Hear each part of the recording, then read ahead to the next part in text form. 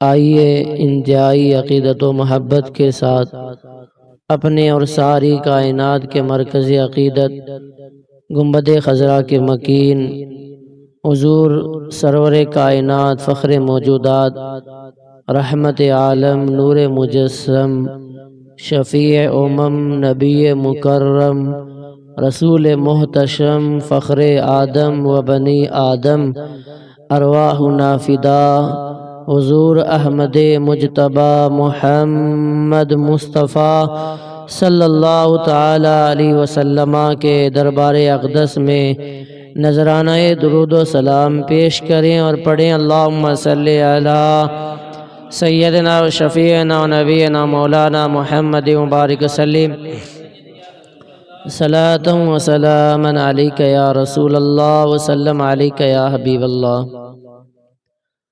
حضرات گرامی، آج کی مبارک مجلس میں ہم انشاءاللہ اہل بیت کرام رضوان اللہ تعالی علیہم اجمعین کے فضائل سماعت کریں گے۔ آئیے اس سے پہلے ایک منقبت جو پنجتن پاک رضوان اللہ تعالی علیہم اجمعین کی شان میں ہے، اس کے چند اشعار میں آپ سب کے سامنے پیش کروں۔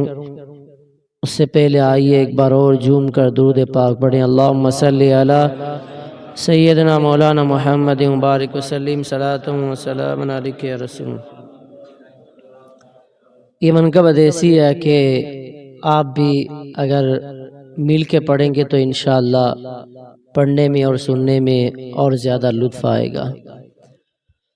پانچ نام لیتے ہیں پنجتن ہمارے ہیں، پانچ نام لیتے ہیں پنجتن ہمارے ہیں، ان پہ جیتے مرتے ہیں پنجتن لے لیا ہے چاروں کو مصطفیٰ نے چادر میں۔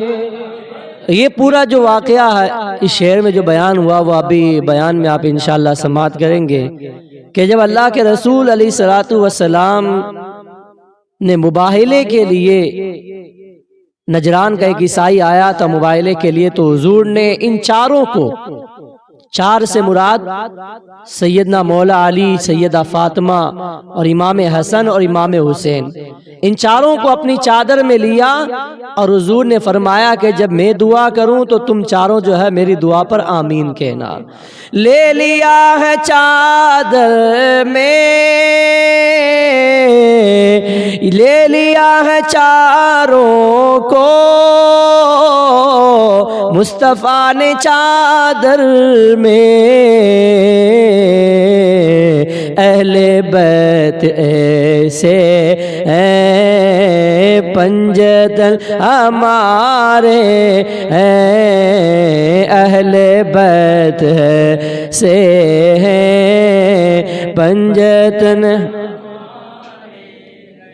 پنجتن کون ہے؟ ان پانچوں کے نام اس شعر کے اندر شاعر نے بیان کیا ہے۔ فاطمہ محمد اور شبر و علی شبیر، فاطمہ محمد اور شبر و علی شبیر، نور سے چمکتے ہیں پنجتن ہمارے ہیں، نور سے چمکتے ہیں پنجتن، پنجتن ہمارے ہیں پنجتن ہمارے ہیں،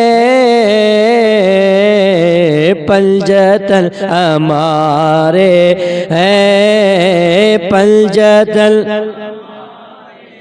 باغ ہے محمد کا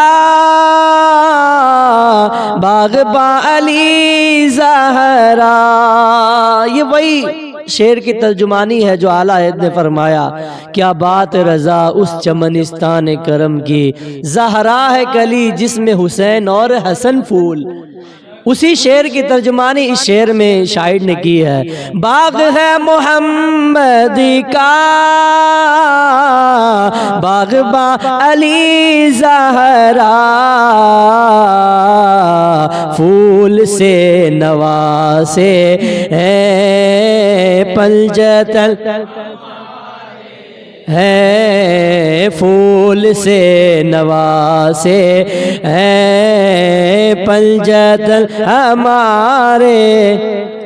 اہل بیت کی مثال میرے آقا علیہ السلام نے فرمایا کہ میری اہل بیت نوح علیہ السلام کی کشتی کی طرح ہے. اہل بیت کی مثال حضور نے نوح علیہ السلام کی کشتی کی طرح دی ہے. یعنی جب طوفان نوح آیا تھا تو حضرت نوح علیہ السلام نے اللہ کے حکم سے ایک بہت بڑی کشتی تیار فرمائی اور اپنے سارے چاہنے اور ماننے والوں کو اس کشتی میں اللہ کے حکم سے سوار کر لیا. جو اس کشتی میں سوار ہو گیا وہ بچ گیا، طوفان سے بچ گیا، اور جو کشتی سے باہر رہا وہ ڈوب گیا. تو حضور فرماتے میری اہل بیت کی مثال بھی نوح علیہ السلام کی کشتی کی طرح ہے. جو اس کشتی میں سوار ہو گیا وہ کامیاب ہو گیا، اور جو اس کشتی میں سوار ہونے سے بچ گیا، سوار نہ ہوا، وہ ڈوب گیا. یعنی حضور کے فرمان کا مطلب یہ ہے کہ جو اپنے دل میں اہل بیت کی محبت رکھے گا، سمجھ لو وہ اہل بیت کی کشتی میں سوار ہے. جس کے دل میں اہل بیت کی محبت ہے، فاطمہ کی محبت ہے، مولا علی کی محبت ہے، حسن اور حسین کی محبت ہے، تو وہ بچ گیا، جہنم کی آگ سے بچ گیا اور اس کا داخلہ جنت میں ہو گیا. اور جس نے اپنے دل کے اندر، جیسے خارجی اور ناسبی اپنے دلوں میں اہل بیت کی دشمنی رکھتے ہیں، تو جس نے اپنے دل میں اہل بیت سے دشمنی رکھی، سادات سے دشمنی رکھی، سید زادوں سے اپنے دل کے اندر بغض رکھا، تو وہ کشتی سے باہر ہے، وہ ڈوب جائے گا اور وہ جہنم میں جائے گا. تو یہ اہل بیت کی جو مثال ہے وہ نوح علیہ السلام کی کشتی کی طرح ہے. اسی کو جو ہے اس شعر میں شاعر نے بیان کیا ہے. اور اس میں جو دوسرا مصرع ہے وہ بھی بڑا ہی ایک ہمیں پیغام دیتا ہے کہ اہل بیت بھی ہمارے. میں نے اس سے پہلے بھی آپ کو کل صحابہ کی فضائل، صحابہ کی فضیلت کو آپ نے سنا، تو آپ نے سنا ہوگا کہ اہل بیت بھی ہمارے ہیں اور صحابہ بھی ہمارے ہیں. اعلیٰ نے فرمایا اہل سنت کا ہے بیڑا، اہل سنت کا ہے بیڑا پار، اصحاب حضور نجم ہے اور ناو ہے اطرت رسول اللہ کی. حضور کے صحابہ ستارے ہیں اور حضور علیہ الصلوۃ والسلام کی اہل بیت کشتی کی طرح ہے. جو کشتی میں سوار ہوا اور ان ستاروں سے رہنمائی حاصل کی وہی کامیاب ہے. تو ہم الحمدللہ صحابہ کی بھی تعظیم کرتے ہیں اور اہل بیت کی بھی تعظیم کرتے ہیں. صحابہ میں چاہے وہ حضرت ابوبکر صدیق ہوں یا حضرت امیر معاویہ ہوں، تمام صحابہ ہمارے سروں کے تاج ہیں. اہل بیت کشتی ہے کل صحابہ تارے ہیں، اہل بیت کشتی ہے کل صحابہ تارے ہیں، اور معاویہ ہمارے ہیں پنجتن ہے، معاویہ ہمارے ہیں پنجتن ہمارے. رافضی کو موت آئے سنیوں کا ہو دل سے. جب سنی نعرہ حیدری لگاتا ہے اور صحابہ کرام زندہ باد کا نعرہ لگاتا ہے تو رافضیوں کو موت آتی ہے. رافضی صحابہ کی دشمنی میں جلتے ہیں.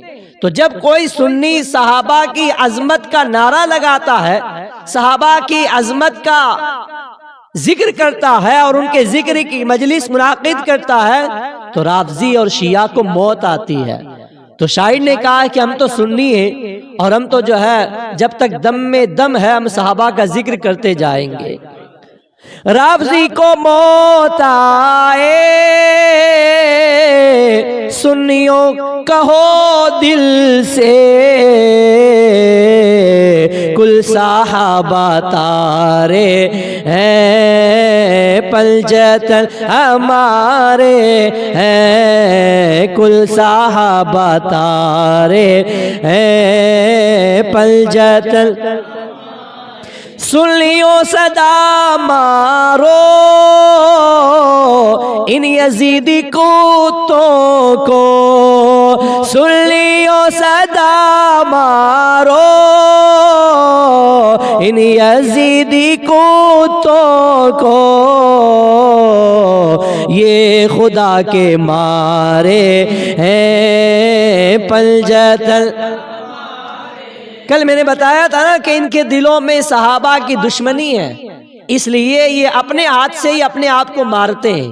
تو یہ مار جو بظاہر ہمیں لگتا ہے کہ یہ ماتم کرتے ہیں، یہ تو ان پر اللہ کی مار ہے، یہ اللہ کی مار ہے، یہ خود کو ہی خود ہی پیٹتے رہتے ہیں۔ تو یہ اللہ کی مار ہے جس کو یہ شاعر نے بیان کیا ہے کہ یہ خدا کے مارے ہیں کون؟ یہ یزیدی شیعہ رافضی، یہ خدا کے مارے ہیں پلجتن ہمارے ہیں، پلجتن ہمارے ہیں پلجتن۔ میرے اعلیٰ حضرت نے، پہلے یہ سن لو کہ ہمارے تمام بزرگوں نے نعرہ کیا لگایا ہے۔ تمام بزرگوں کا یہ نعرہ تھا، صرف اعلیٰ حضرت کا نہیں۔ اعلیٰ حضرت سے پہلے تمام اولیاء اور صحابہ، تابعین، تبع تابعین، ائمہ مجتہدین، جتنے بھی اللہ کے نیک بندے دنیا میں تشریف لائے، سب کا یہی نعرہ اور سب کا یہی عقیدہ کہ صحابہ بھی ہمارے ہیں اور اہل بیت بھی ہمارے ہیں۔ میرے اعلیٰ حضرت نے، میرے تاج الشریعہ نے نعرہ یہ لگایا ہے پلجتن ہمارے ہیں، نعرہ یہ لگایا ہے پلجتن ہمارے ہیں، پلجتن ہمارے، سب مل کے پڑھیں، پلجتن ہمارے ہیں پلجتن۔ درود پاک پڑھیں، اللہم صلی علی سیدنا مولانا محمد مبارک وسلم، صلاۃ و سلام علیک یا رسول اللہ۔ اللہ تعالیٰ نے قرآن پاک میں حضور کی اہل بیت کی تعریف اس طرح فرمائی۔ قرآن میں 22ویں پارے میں اللہ نے فرمایا، انما یرید اللہ لیذہب عنکم الرجس اہل البیت ویطہرکم تطہیرا۔ اے نبی کے گھر والوں، اللہ تو یہی چاہتا ہے کہ تم سے ناپاکی کو دور کر دے اور تمہیں خوب صاف ستھرا فرما دے۔ رب تعالیٰ نے فرمایا، اللہ کیا چاہتا ہے؟ اللہ یہ چاہتا ہے کہ اپنے حبیب علیہ السلام کے گھر والوں سے ناپاکی کو دور کر دے۔ اب مفسرین فرماتے ہیں کہ اس ناپاکی سے مراد کیا ہے، اس نجاست سے مراد کیا ہے؟ ایک تو اس ناپاکی سے مراد ظاہری ناپاکی جو ہمارے کپڑوں پر، ہمارے بدن پر لگ جاتی ہے، اللہ نے اس ناپاکی کو بھی اہل بیت سے دور کر دیا ہے۔ اور ایک گناہوں کی ناپاکی کہ جب بندہ گناہ کرتا ہے تو یہ گناہ بھی ایک ناپاک چیز ہے، تو اس گناہوں کی ناپاکی سے بھی اللہ نے اپنے حبیب علیہ السلام کے گھر والوں کو پاک رکھا ہے۔ کیا شان اہل بیت کی کہ رب تعالیٰ فرماتا ہے، اے نبی کے گھر والوں، اللہ تو یہی چاہتا ہے کہ تم سے ناپاکی کو دور کر دے، وَيُطَهِّرَكُمْ تَطْهِيرًا، اور تم سے جو ہے تمہیں خوب صاف ستھرا فرما دے۔ ناپاکی کو دور فرما کر اہل بیت کو اللہ تعالیٰ خوب صاف ستھرا فرما دے۔ علامہ حسن رضا شہنشاہ سخن استاد زمن جو برادر اعلیٰ حضرت ہیں فرماتے ہیں ان کی پاکی کا خدائے پاک کرتا ہے بیاں، آیہ تطہیر سے ظاہر ہے شان اہل بیت، آیہ تطہیر سے ظاہر ہے شان اہل بیت۔ یہ آیت تطہیر جو ہے نا، اس سے ہی آپ سمجھ جاؤ کہ اہل بیت کی شان کیا ہے، اہل بیت کی عظمت کیا ہے، اہل بیت کہتے کسے؟ تو مفسرین فرماتے ہیں کہ اہل بیت کے بارے میں مختلف اقوال ہیں۔ ایک قول یہ ہے کہ اہل بیت سے مراد حضرت مولا علی، حضرت فاطمہ، حضرت امام حسن اور حضرت امام حسین ہیں۔ اور میرے آقا علیہ الصلوۃ والسلام نے ایک حدیث پاک میں فرمایا کہ سلمان فارسی بھی میری اہل بیت میں سے ہے۔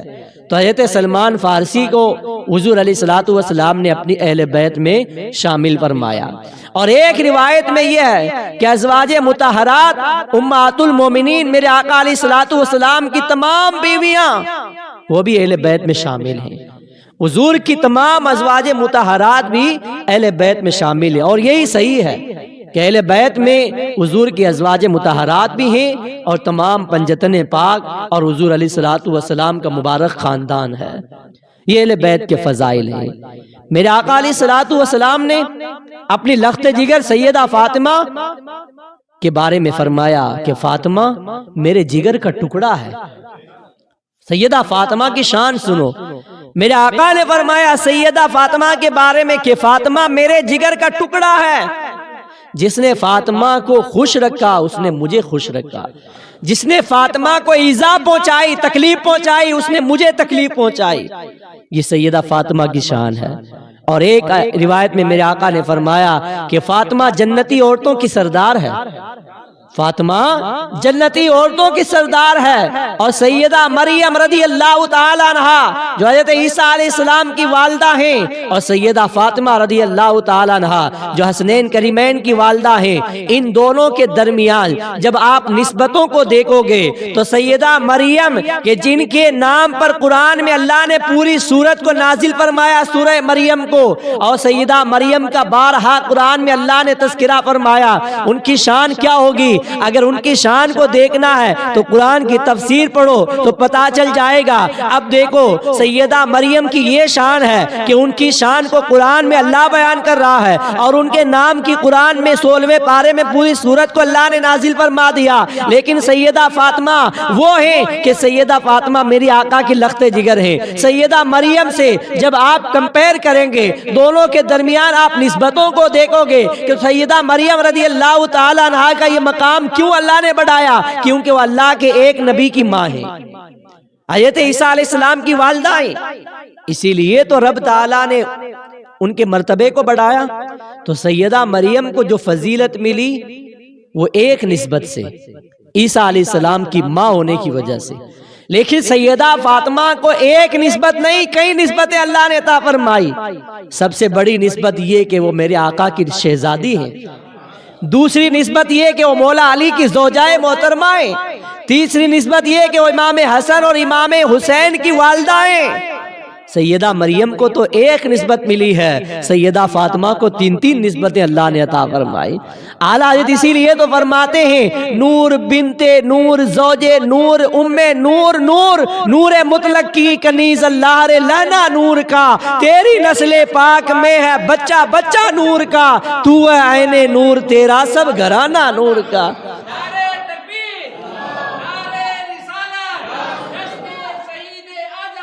یہ سیدہ فاطمہ رضی اللہ تعالی عنہا کی فضیلت ہے کہ میرے آقا علیہ السلام نے فرمایا کہ فاطمہ جنتی عورتوں کی سردار ہے۔ اور سیدہ فاطمہ کی شان کیا ہے؟ انہوں نے صرف اس پہ ڈیپینڈ نہیں کیا کہ میں نبی کی بیٹی ہوں تو اب جو چاہوں کروں، اب نبی کی بیٹی ہوں تو میں جو ہے جنت پہ جاؤں گی، مجھے کوئی نہیں روک سکتا، جو چاہوں کروں۔ نبی کی بیٹی ہونے کے ساتھ ساتھ ان کے دل میں اللہ کا خوف بھی بہت زیادہ تھا، وہ اللہ سے بہت زیادہ ڈرنے والی خاتون تھی، رات رات بھر عبادت کرتی تھی، اتنا لمبا سجدہ کرتی تھی کہ اسی ایک سجدے میں فجر کی اذان ہو جاتی تھی۔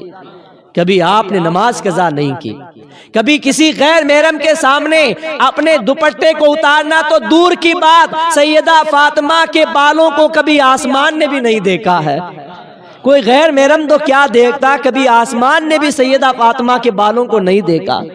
آج کہنے کو تو ہماری ماں بہنیں بہت کہتی ہیں کہ میں کنیز فاطمہ ہوں، میں فاطمہ کی کنیز ہوں، میں فاطمہ کی غلام ہوں۔ صرف کہنے سے اور دعویٰ کرنے سے کام چلنے والا نہیں ہے۔ اگر واقعی کوئی ہماری ماں بہن سیدہ فاطمہ کی کنیز ہے تو اس کو جو ہے سیدہ فاطمہ کی سیرت پر چلنا پڑے گا، سیدہ فاطمہ کے مشن پر عمل کرنا پڑے گا۔ وہ کتنی خدا سے ڈرنے والی تھی، وہ کتنی جو ہے سیدنا مولا علی رضی اللہ تعالیٰ عنہ کی فرما بردار تھی، وہ کتنی رسول اللہ سے محبت کرنے والی تھی، وہ کتنی شریعت پر عمل کرنے والی تھی۔ کبھی انہوں نے نماز قضا نہیں کی، کبھی انہوں نے جو ہے کسی کو ستایا نہیں، کبھی کسی غیر محرم کے سامنے وہ گئی نہیں، کبھی انہوں نے سر سے دوپٹہ نہیں اتارا، کبھی انہوں نے جو ہے اللہ کی نافرمانی نہیں کی۔ یہ سیدہ فاطمہ ہیں، اور صرف اپنی زندگی میں یہ کر کے نہیں دکھایا، بلکہ رات میں جب وہ ان کا جب وصال ہوا تو وصال سے پہلے انہوں نے وصیت فرمائی تھی کہ میرے جنازے کو ایسے وقت میں لے کر جانا کہ میرے جنازے پر بھی کسی غیر محرم کی نظر نہیں پڑنی چاہیے۔ صرف زندگی میں اللہ سے نہیں ڈری، مرنے کے بعد بھی اپنے جنازے کو بھی غیر محرم سے چھپایا، غیر محرم سے بچایا۔ اور سیدہ فاطمہ رضی اللہ تعالیٰ عنہا وہ خاتون ہیں کہ حضور علیہ الصلوۃ والسلام کی شہزادی ہونے کے باوجود اپنے گھر کا سارا کام کاج اپنے گھر سے اپنے ہاتھوں سے کرتی تھی۔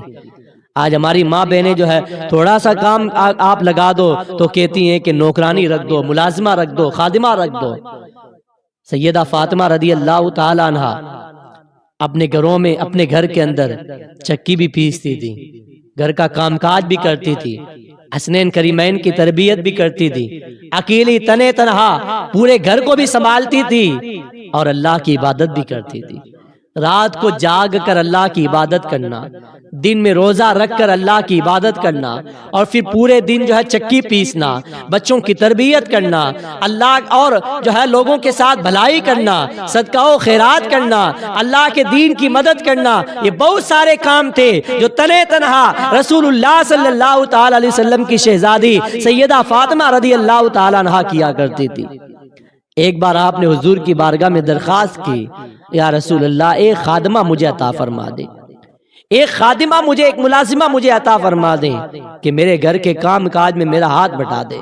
میرے آقا علیہ الصلوۃ والسلام نے فرمایا کہ فاطمہ میں تجھے ایک تسبیح ایسی نہ بتا دوں کہ جب تو وہ تسبیح پڑھے گی تو اللہ تعالیٰ تیری پوری تھکاوٹ کو دور فرما دے گا، جو کام کر کے تیرے بدن میں جو تھکن پیدا ہو جاتی ہے اس تھکن کو دور فرما دے گا۔ سیدہ فاطمہ نے عرض کیا رسول اللہ مجھے ضرور وہ تسبیح عطا فرمائے۔ تو میرے آقا علیہ الصلوۃ والسلام نے فرمایا فاطمہ جب کام کر کے رات میں تم بستر پر جاؤ تو بستر میں جانے سے پہلے پہلے، سونے سے پہلے پہلے یہ تسبیح پڑھ لیا کرو 33 مرتبہ سبحان اللہ، 33 مرتبہ الحمدللہ، اور 34 مرتبہ اللہ اکبر۔ اس تسبیح کا نام کیا ہے؟ تسبیح فاطمہ۔ کیا نام ہے؟ تسبیح فاطمہ۔ یہ سیدہ فاطمہ رضی اللہ تعالیٰ عنہا کی بدولت اس امت کو عطا ہوئی ہے۔ یہ بہت بڑی تسبیح ہے، ہر نماز کے بعد اس تسبیح کو پڑھنے کی آپ اپنی عادت ڈالیں۔ یہ سیدہ فاطمہ کی طرف سے ہمارے لیے بہت بڑا تحفہ ہے، ہمارے لیے بہت بڑا انعام ہے۔ جب بندہ یہ پڑھ لیتا ہے اللہ اس کے بدن کی پوری تھکاوٹ کو دور فرما دیتا ہے۔ سیدہ فاطمہ رضی اللہ تعالیٰ عنہا، اللہ تعالیٰ نے آپ کو 6 اولادیں عطا فرمائی، 3 بیٹے اور 3 بیٹیاں۔ 3 بیٹوں میں امام حسن، امام حسین اور حضرت محسن، یہ 3 بیٹے سیدہ فاطمہ کے تھے، اور 3 بیٹیاں اللہ نے آپ کو عطا فرمائی۔ ایک بیٹی کا نام زینب کبریٰ، سیدہ زینب، دوسری کا نام رقیہ، اور تیسری ام کلثوم۔ یہ 3 بیٹیاں اور 3 بیٹے اللہ تعالیٰ نے آپ کو عطا فرمائے۔ آپ کا نکاح رسول اللہ صلی اللہ تعالی علیہ وسلم نے مولا علی کے ساتھ فرمایا، اور جب نکاح ہوا تو نہایت ہی سادگی کے ساتھ ہوا۔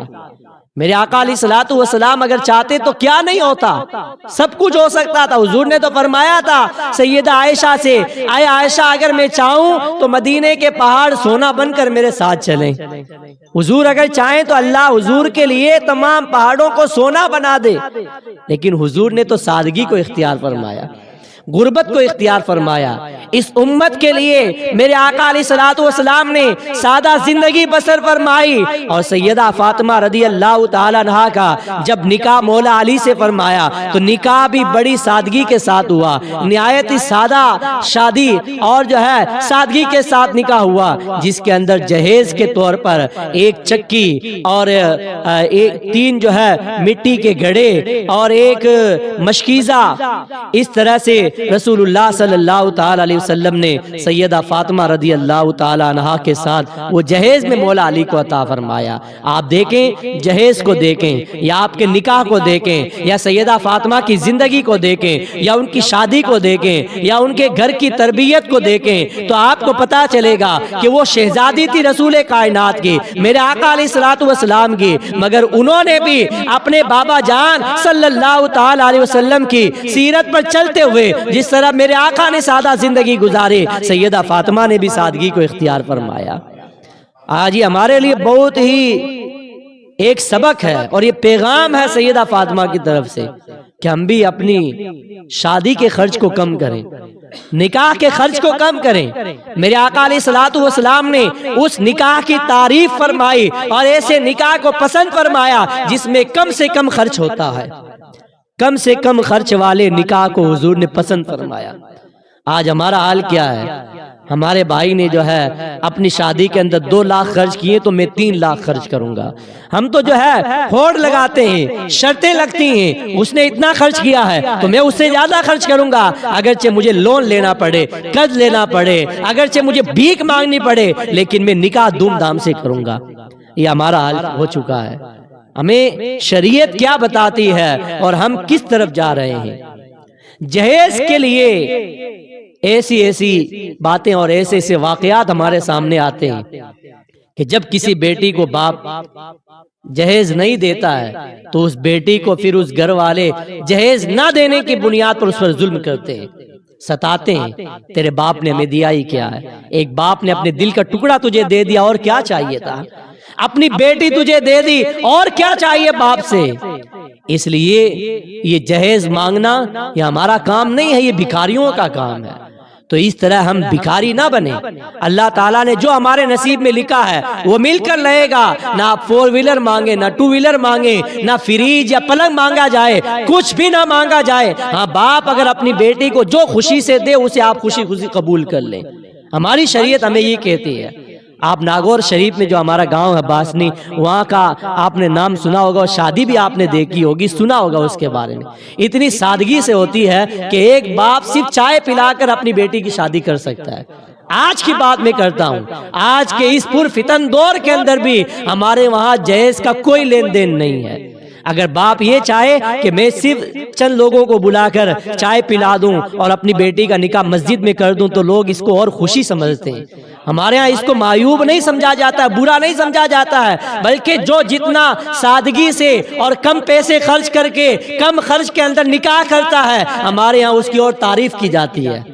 لیکن یو پی بہار بنگال وغیرہ کا حال تو بہت ہی برا ہے کہ اگر باپ نے اگر اپنی بیٹی کے نکاح میں خرچ کم کر دیا تو اس کو جو ہے تانا دیا جاتا ہے، اس کو برا سمجھا جاتا ہے، اس کو معیوب سمجھا جاتا ہے۔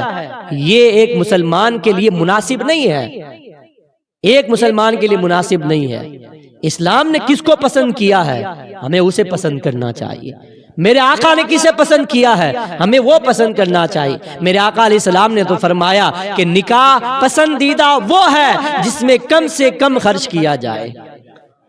آپ مسجد کے اندر نکاح کریں، تھوڑا سا خرچ کریں، تھوڑا سا ولیمہ کر کے آپ اپنے دوست احباب کو بلائیں، یہ شادی ہے۔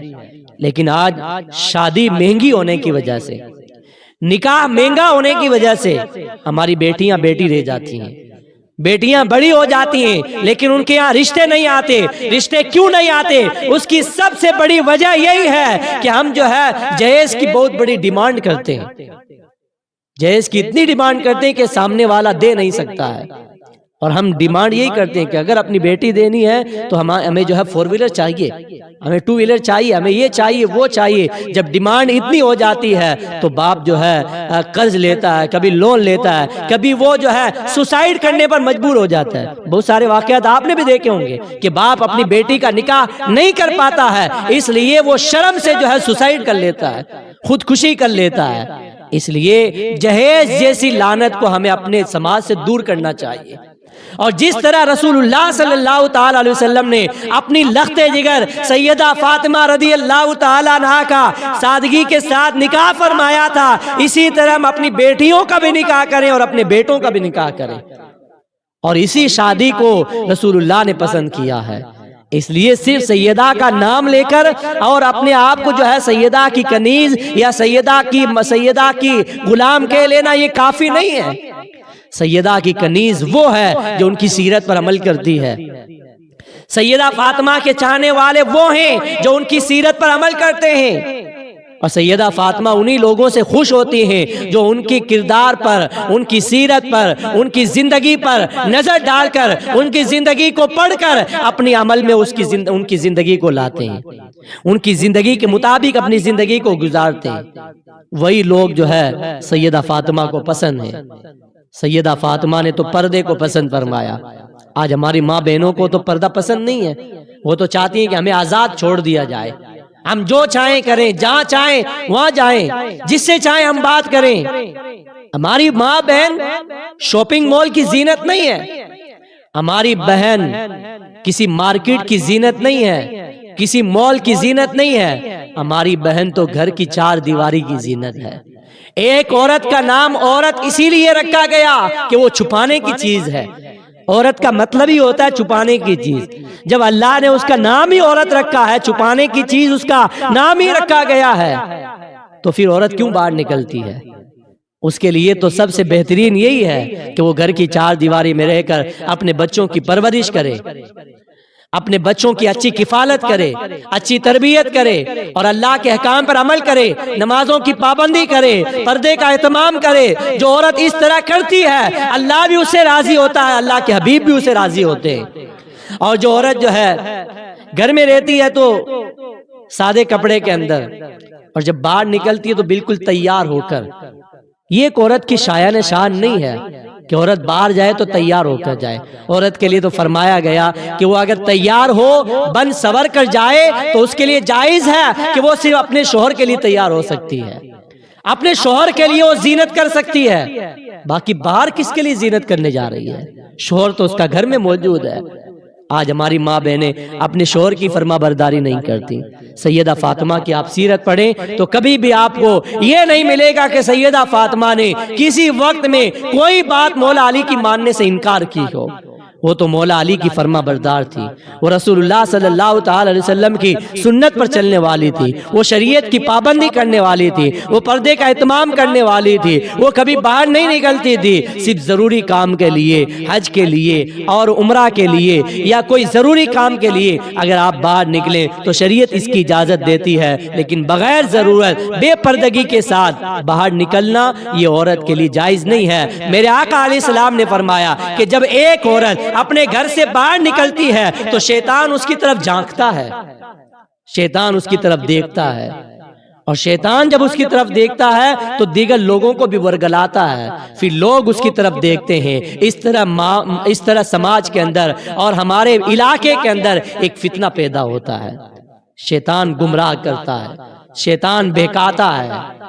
اس لیے ہمیں سیدہ فاطمہ رضی اللہ تعالی عنہا کی سیرت پڑھنی چاہیے اور ان کی سیرت اپنی ماں بہنوں کو بتانی چاہیے۔ اگر کوئی ہماری ماں بہن سیدہ فاطمہ کی سیرت پر چلے گی تو اللہ اس سے راضی ہوگا، اللہ کے حبیب اس سے راضی ہوں گے۔ تو یہ سیدہ فاطمہ کی شان ہے۔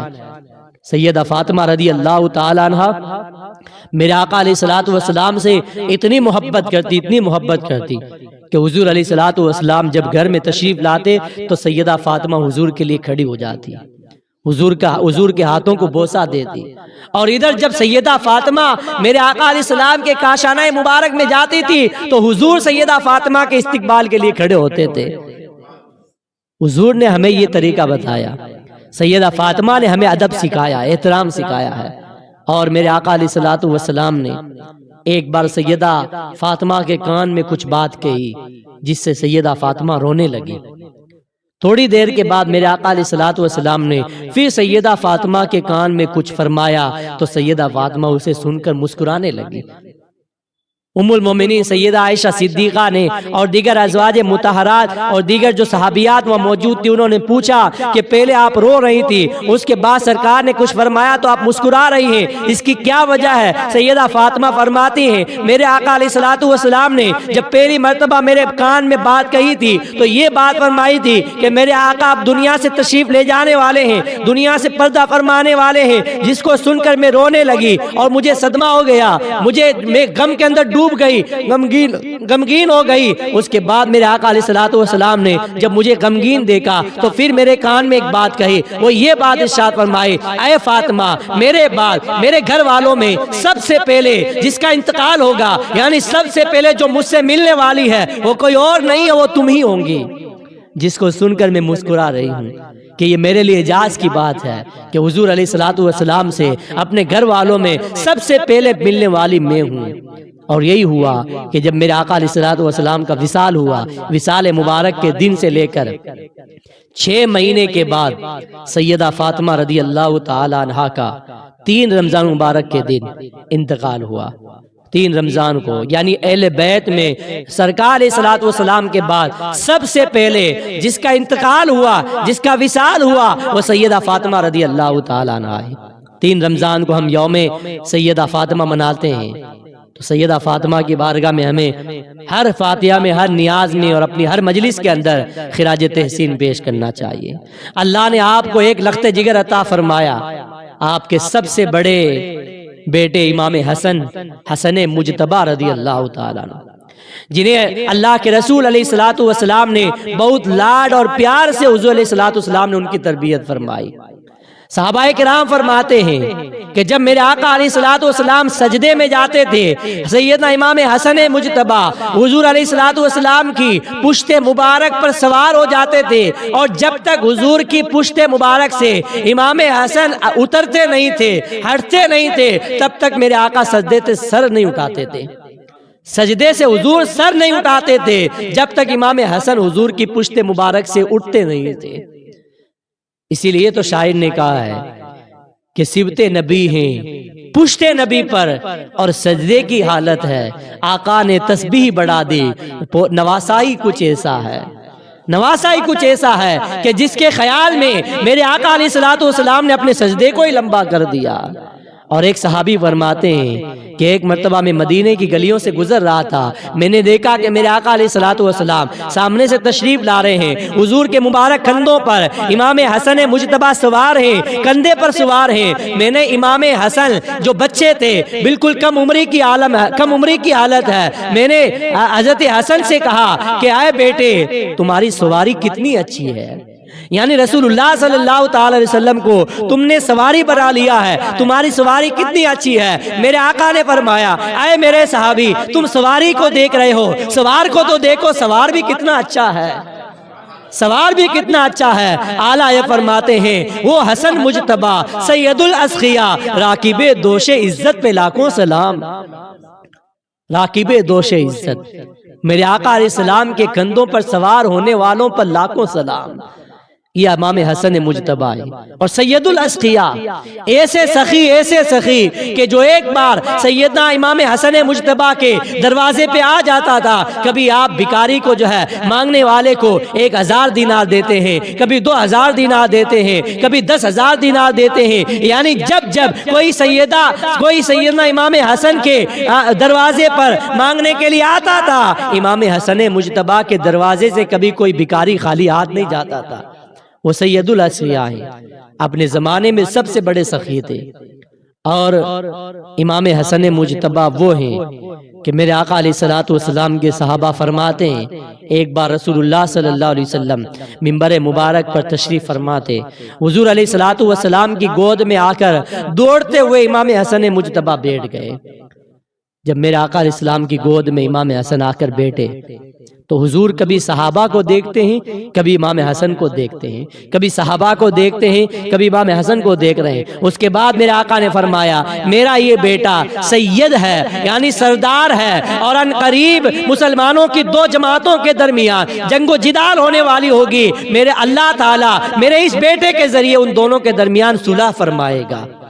جو میں نے کل واقعہ بیان کیا تھا اس طرف اشارہ تھا کہ امام حسن مجتبیٰ نے اپنی پوری حکومت حضرت امیر معاویہ کے سپرد کر دی تھی، اور جب حکومت حضرت امیر معاویہ کو سونپ دی، اس سے ایک جنگ و جدال ہونے والا تھا وہ ٹل گیا تھا۔ اگر آپ حکومت نہ دیتے اور صلح نہ کرتے تو حضور کی امت میں ایک بہت بڑی لڑائی ہو جاتی۔ اس لڑائی کی صلح امام حسن مجتبیٰ نے فرمائی، اور کیوں نہ فرماتے، میرے آقا نے تو بہت پہلے فرما دیا تھا کہ میرا یہ بیٹا مسلمانوں کی دو قوموں اور مسلمانوں کی دو جماعتوں کے درمیان صلح فرمائے گا۔ یہ امام حسن مجتبیٰ کی شان ہے۔ اور آپ کی شہادت کے بارے میں مختلف اقوال ہیں۔ ایک قول یہ ہے کہ آپ کی بیوی نے جو ہے کسی ظالم کی لالچ میں آ کر، انعام کی لالچ میں آ کر شہد کے اندر زہر ملا کر دیا، جس سے آپ شدید بیمار ہوئے۔ اس کے بعد آپ نے نانا جان کی قبر انور اور روضہ رسول صلی اللہ علیہ وسلم پر حاضری دی، اور حضور علیہ السلام کی بارگاہ میں دعا کی، جس دعا سے اللہ تعالیٰ نے آپ کے جسم سے زہر کو دور فرما دیا اور شفا عطا ہو گئی۔ اس سے بھی ہمیں عقیدہ ملتا ہے کہ ہم جب بیمار ہو جائیں تو ہمیں رسول اللہ صلی اللہ تعالی علیہ وسلم کے دربار کی طرف لو لگانی چاہیے، حضور کی بارگاہ میں دعا کرنی چاہیے، حضور کے وسیلے سے دعا کرنی چاہیے۔ جو دعا حضور کے وسیلے سے کی جاتی ہے اللہ اس دعا کو رد نہیں فرماتا۔ یہ عقیدہ ہمیں امام حسن نے دیا ہے۔ دوسری مرتبہ پھر آپ کو کھجوروں کے اندر ملا کر زہر دیا گیا، جس زہر کی اثر کی بنیاد پر ایسا اثر ہوا کہ آپ کے جسم کے اندر جو اندر کے پارٹ سے ان کے ٹکڑے ٹکڑے ہو گئے، دل مبارک کے ٹکڑے ہو گئے، اور آپ کے جو ہے جسم کے اندر ٹکڑے ہونے لگے، اور الٹی کے ذریعے وہ جسم کی بوٹیاں ہو کر الٹی کے ذریعے باہر آ رہی تھی۔ اس طرح شدید آپ کو 2-3 مرتبہ زہر دیا گیا، جس زہر کی تاب نہ لا کر آپ جو ہے شہید ہوئے۔ 28 صفر المظفر کو آپ کی شہادت ہے۔ یہ امام حسن مجتبیٰ، اور ایک روایت کے مطابق 5 ربیع الاول کو آپ کی شہادت ہوئی۔ تو الگ الگ روایات ہیں، لیکن اللہ تعالیٰ نے آپ کو بھی شہادت کا مرتبہ عطا فرمایا، شہادت کا جام آپ نے نوش فرمایا۔ یہ امام حسن مجتبیٰ۔ امام حسین تاجدار کربلا، سید الشہداء، امام علی مقام رضی اللہ تعالیٰ عنہ کے فضائل انشاءاللہ کل کے مجلس میں آپ سنیں گے۔ مختصر طور پر آپ یہ سن لیں کہ اہل بیت کی فضیلت کیا ہے۔ اہل بیت کی شان یہ ہے کہ قرآن پاک میں 3 پارے میں رب تعالیٰ نے ایک آیت کریمہ نازل فرمائی کہ جس میں یہ کہا گیا کہ ندعو ابناءنا و ابناءکم و نساءنا و نساءکم و انفسنا و انفسکم ثم نبتہل فنجعل لعنت اللہ علی الکاذبین۔ یہ آیت کریمہ اس وقت نازل ہوئی کہ ایک نجران کا عیسائی تھا، عیسائیوں کا ایک پورا وفد اور پورا ایک گروپ آیا حضور کی بارگاہ میں مناظرہ کرنے کے لیے کہ ہم آپ سے مناظرہ کریں گے، کیونکہ آپ لوگ جو ہے عیسیٰ علیہ السلام کو اللہ کا بیٹا نہیں مانتے، اور ہمارا عقیدہ یہ ہے کہ عیسیٰ علیہ السلام اللہ کے بیٹے ہیں۔ ان عیسائیوں نے کہا، ان نصرانیوں نے کہا، کرسچن نے کہا۔ میرے آقا علیہ السلام کی بارگاہ میں وہ آئے، عیسائیوں کا جو سب سے بڑا پادری تھا، اس نے کہا کہ یا رسول اللہ ہمیں یہ بتائیں کہ کیا کوئی انسان بغیر باپ کے پیدا ہو سکتا ہے؟ یعنی ان کا اشارہ یہ تھا کہ عیسیٰ علیہ السلام بغیر باپ کے پیدا ہوئے ہیں، تو جب ان کا کوئی باپ نہیں ہے تو کیسے پیدا ہو سکتے ہیں؟ ان کا عقیدہ یہ ہے کہ عیسیٰ علیہ السلام اللہ کے بیٹے ہیں، یعنی ان کا باپ ہے اور ان کا باپ اللہ ہے، معاذ اللہ۔ یہ ان کا عقیدہ ہے۔ میرے آقا علیہ السلام نے فرمایا کہ عیسیٰ علیہ السلام کے بارے میں تم یہ عقیدہ رکھتے ہو تو آدم علیہ السلام کے بارے میں کیا کہو گے؟ عیسیٰ علیہ السلام تو صرف بغیر باپ کے پیدا کیے گئے، اور آدم علیہ السلام کو اللہ نے ماں کے بغیر پیدا کیا اور باپ کے بغیر بھی پیدا کیا ہے۔ آدم کے تو نہ باپ ہے نہ ماں ہے، بغیر ماں باپ کے پیدا کیے گئے۔ جب تم لوگ آدم علیہ السلام کو اللہ کا بندہ مانتے ہو تو عیسیٰ علیہ السلام کو اللہ کا بندہ کیوں نہیں مانتے؟ جس سے عیسائی بہت غصے میں آ گئے اور انہوں نے کہا ہم تم سے مناظرہ کریں گے۔ میرے آقا علیہ الصلوۃ والسلام پر یہ آیت کریمہ نازل ہوئی کہ حضور علیہ الصلوۃ والسلام ان سے فرمائے ندعو ابناءنا وابناءکم، کہ ہم اپنے بیٹوں کو بلاتے ہیں تم اپنے بیٹوں کو بلاؤ، ہم اپنی عورتوں کو بلاتے ہیں تم اپنی عورتوں کو بلاؤ، ہم اپنے آپ اپنی جانوں کو بلاتے ہیں اپنی جانوں کو حاضر کرتے ہیں تم اپنے آپ کو حاضر کرو، اور پھر ہم دعا کریں گے۔ دعا کیا ہوگی؟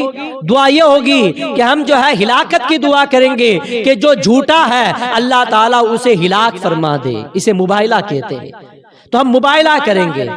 جب عیسائیوں کو میرے آقا علیہ السلام نے یہ فرمایا تو حضور علیہ الصلوۃ والسلام نے اپنے ساتھ سیدہ فاطمہ کو لیا، مولا علی کو لیا، امام حسن کو لیا، امام حسین کو لیا، امام حسن اور امام حسین کو آگے بٹھایا اور مولا علی اور سیدہ فاطمہ کو اپنے پیچھے بٹھایا، اور بیچ میں حضور تشریف فرما ہوئے۔ میرے آقا علیہ السلام نے فرمایا اے میرے گھر والوں، جب میں دعا کروں تو تم میری دعا پر آمین کہنا۔ تھوڑی دیر کے بعد میرے آقا علیہ الصلوۃ والسلام نے ابھی ہاتھ نہیں اٹھائے تھے کہ عیسائیوں کا جو سب سے بڑا پادری تھا اس نے اپنے عیسائیوں کو کہا، اپنے ماننے والوں کو کہا اے میرے ماننے والوں، اے عیسائیوں، خبردار، اللہ کی قسم میں اس وقت ایسے نورانی چہرے دیکھ رہا ہوں کہ اگر انہوں نے محمد صلی اللہ علیہ وسلم کی دعا پر آمین کہہ دیا تو اس دنیا سے سارے عیسائی ہلاک ہو جائیں گے اور قیامت تک کوئی عیسائی باقی نہیں رہے گا۔ اس لیے میرا تم سے یہ مشورہ ہے، میری بات مانو تو اس مباہلے سے باز آ جاؤ، حضور سے مباہلہ مت کرو۔ یہ کون کہہ رہا ہے؟ عیسائیوں کا سب سے بڑا گرو گھنٹال کہہ رہا ہے، سب سے بڑا پادری کہہ رہا ہے، ان کا سب سے بڑا پوپ کہہ رہا ہے۔ وہ کہہ رہا ہے کہ میں اس وقت ایسے چھوٹے چھوٹے نورانی چہرے دیکھ رہا ہوں۔ امام حسن اور امام حسین کے چہرے کو دیکھ کر وہ روب اور دبدبے میں جو ہے شکست کھا گیا، اور اس نے کہا میں ایسے نورانی چہرے دیکھ رہا ہوں کہ اگر ان چہروں نے حضور کی آمین پر، حضور جو ہماری ہلاکت کے لیے دعا فرمائیں گے، اس دعا پر انہوں نے آمین کہہ دیا تو اس ساری روئے زمین سے عیسائی ختم ہو جائیں گے، قیامت تک کوئی عیسائی باقی نہیں رہے گا۔ اس لیے صلح کر لو اور حضور سے مباہلہ مت کرو۔ اس پادری کی بات ان عیسائیوں نے مانی اور جزیہ دے کر، فدیہ دے کر حضور علیہ الصلوۃ والسلام سے صلح کی اور چلے گئے۔ میرے آقا علیہ السلام نے فرمایا کہ اگر میں دعا کے لیے ہاتھ اٹھا دیتا اور میری دعا پر میرے گھر والے، میری اہل بیت آمین کہہ دیتے تو اس روئے زمین سے پورا عیسائیوں کا خاتمہ ہو جاتا، کوئی عیسائی قیامت تک باقی نہ رہتا۔ یہ میرے آقا کے اہل بیت کی شان ہے۔ باغ جنت کے ہیں بہرے مدح خانے اہل بیت، تم کو مژدہ نارکائے دشمنان اہل بیت۔ ان کے گھر میں بے اجازت جبرائیل آتے نہیں، قدر والے جانتے ہیں قدر و شان اہل بیت۔ بے ادب گستاخ فرقے کو سنا دے اے حسن، یوں کہا کرتے ہیں سنی داستان اہل بیت۔ اہل بیت کی شان کیا ہے؟ ایک بار امام حسن اور امام حسین سخت بیمار ہو گئے۔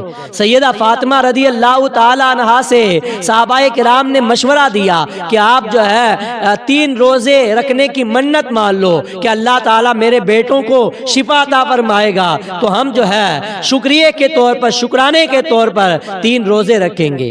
سیدہ فاطمہ نے منت مانی، نذر مانی، اللہ تعالیٰ نے امام حسن اور امام حسین کو شفا عطا فرمائی۔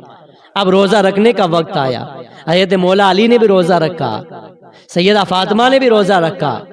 جب روزہ رکھا، افطار کا وقت آیا تو گھر میں تھوڑا سا آٹا تھا، اسی آٹے سے روٹیاں بنائی گئی۔ جب روٹی بنا کر سامنے رکھی گئی، دروازے پہ دستک ہوئی، ایک مانگنے والا آیا کہ میں بھکاری ہوں، میرے پاس جو ہے میں مسکین ہوں، غریب ہوں، کھانے کے لیے کچھ نہیں ہے، اے نبی کے گھر والوں مجھے کھانا کھلاؤ۔ اب وہ گھرانہ تو ایسا گھرانہ ہے کہ کوئی خالی ہاتھ جاتا ہی نہیں ہے، وہ خود بھوکے رہ جائیں گے لیکن مانگنے والے کو بھوکا نہیں رکھیں گے۔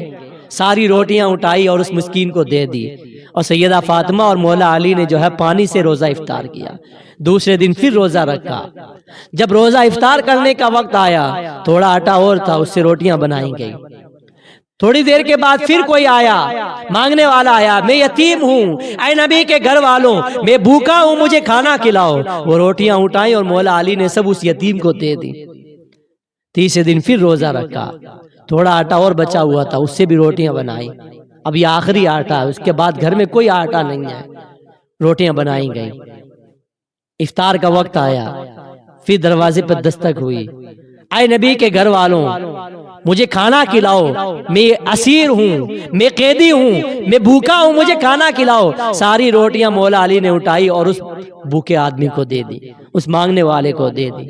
اللہ تعالی سیدنا مولا علی اور سیدہ فاطمہ کی اس خیرات اور اس صدقے سے اتنا راضی ہوا کہ قرآن پاک میں آیت نازل فرما دی۔ نبی کے گھر والے وہ ہیں جو یتیموں اور مسکینوں کو بھوکا نہیں رکھتے ہیں، انہیں کھانا کھلاتے ہیں اور خود جو ہے بھوک اور پیاس کو برداشت کرتے ہیں۔ سیدہ فاطمہ اور مولا علی کی شان کو بیان کیا گیا۔ اس سے میں آپ کو ایک مسئلہ بتاؤں گا اور ایک آپ کے لیے ایک نسخہ بتاؤں گا کہ جب بھی ہمارے اوپر کوئی پریشانی آئے، مصیبت آئے، اور جب بھی ہمارا کوئی کام نہ بنتا ہو، کام کے اندر رکاوٹ آ جائے، تو سیدہ فاطمہ اور مولا علی کے اس عمل پر ہمیں عمل کرنا چاہیے۔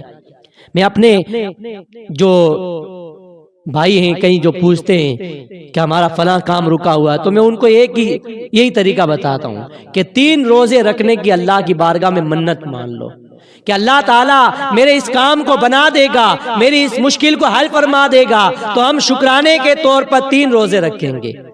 آپ دیکھیں کچھ دنوں کے بعد آپ کا سارا مسئلہ حل ہو جائے گا۔ یہ تو باقاعدہ قرآن اور حدیث سے ہمیں دلیل ہے کہ سیدہ فاطمہ نے اور مولا علی نے نذر کے روزے رکھے ہیں، منت کے روزے رکھے ہیں۔ اس لیے آپ منت بولیں، روزہ رکھنے کی جو ہے نذر مانیں، اور جب آپ کا کام پورا ہو جائے اب آپ پر روزہ رکھنا واجب ہو جائے گا۔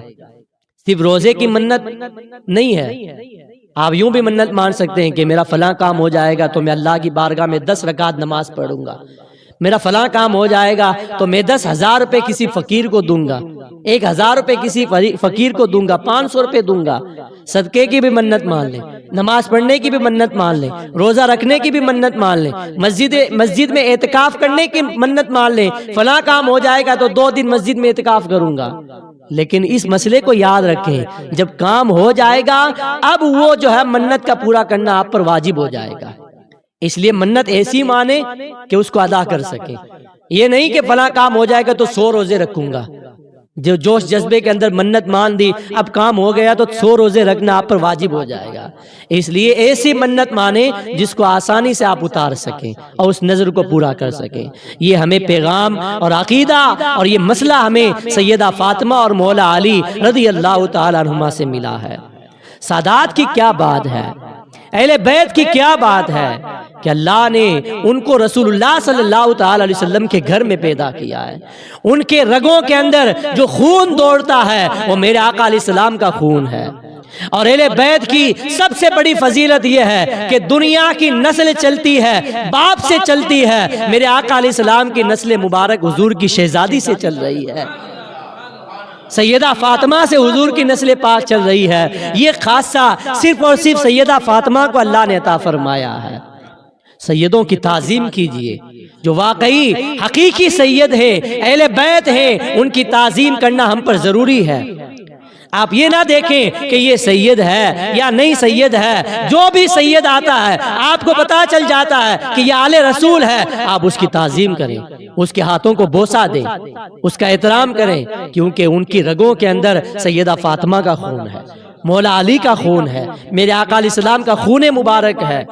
اعلیٰ حضرت کا ایک واقعہ آپ نے سنا ہوگا کہ اعلیٰ حضرت نے ہمیں سیدوں کا ادب کرنا کس طرح سکھایا۔ یہ آخری بات عرض کر کے اپنی بات کو ختم کروں گا۔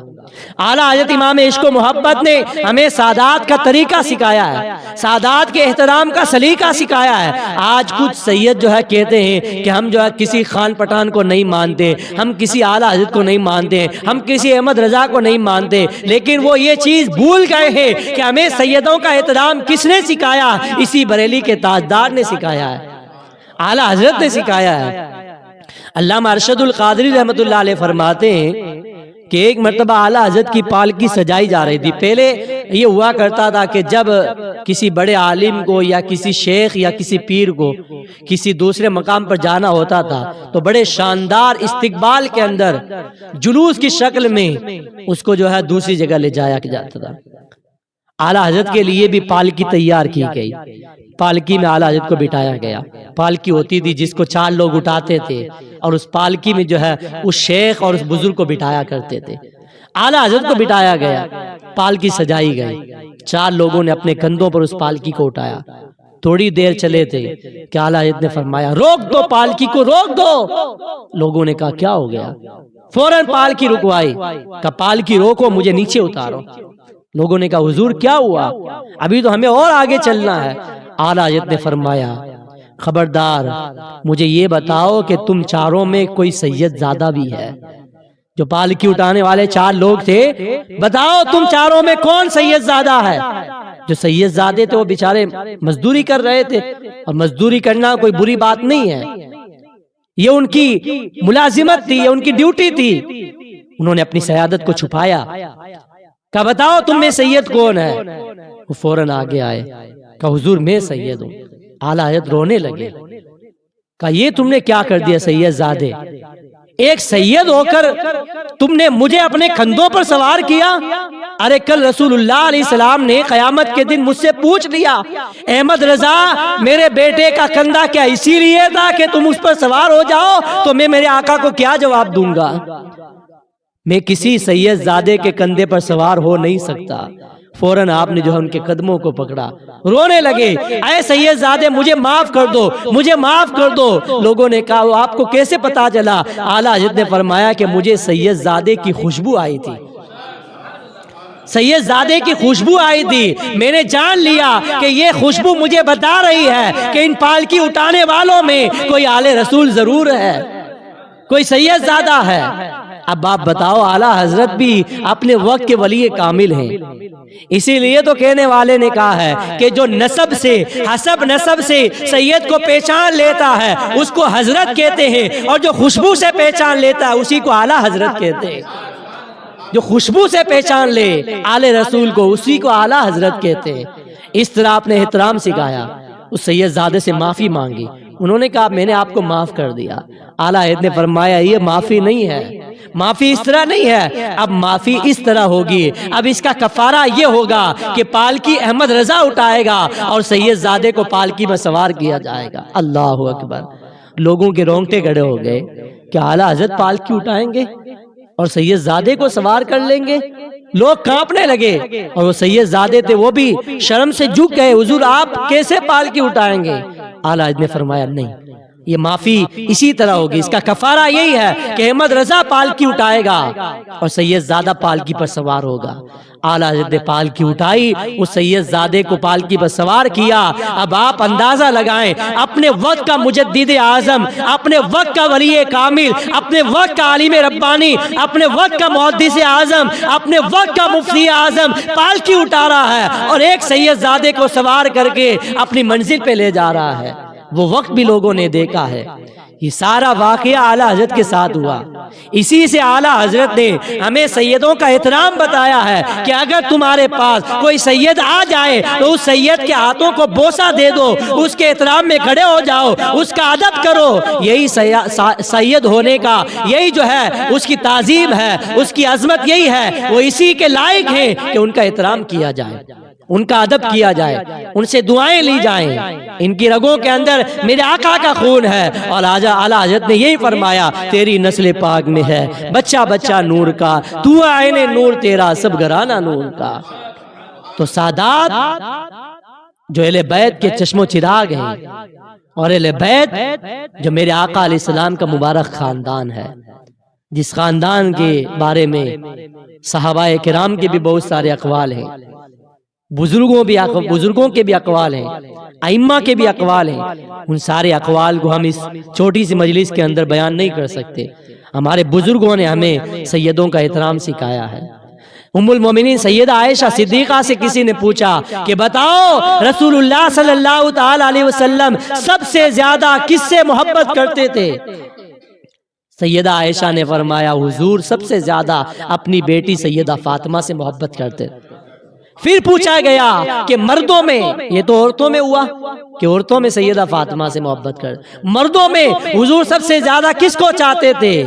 تو ام المومنین سیدہ عائشہ فرماتی ہیں فاطمہ کے شوہر کو چاہتے تھے، یعنی مولا علی کو چاہتے تھے۔ اس طرح صحابہ اکرام نے بھی اہل بیت کے فضائل کو بیان کیا، امہات المومنین نے بھی اہل بیت کو فضائل کو بیان کیا۔ اس لیے ہمارے اوپر یہ ضروری اور لازم ہے کہ ہم صحابہ کی بات کو مانیں، صحابہ کے اقوال پر عمل کریں، صحابہ کی تعظیم کریں، صحابہ کو اپنے سروں کا تاج مانیں اور اہل بیت کو بھی اپنے سروں کا تاج مانیں۔ اہل بیت اہل سنت کا ہے بیڑا پار، اصحاب حضور نجم ہے اور ناو ہے عطرت رسول اللہ کی۔ اللہ تعالی ہم سب کو اہل بیت کی محبت میں جلائے اور اہل بیت کی محبت میں ہمیں موت عطا فرمائے۔ اللہ تعالی ہم سب کو اہل بیت کا فیضان عطا فرمائے۔ اللہ تعالی ہماری ماں بہنوں کو سیدہ فاطمہ کی سچی پکی کنیز بنائے، ان کی سیرت پر چلنے کی توفیق عطا فرمائے۔ اللہ تعالی ہم سب کو اہل بیت کا فیضان عطا فرمائے۔ استغفر اللہ ربی من کل ذنب واتوب الیہ وما علینا الا البلاغ۔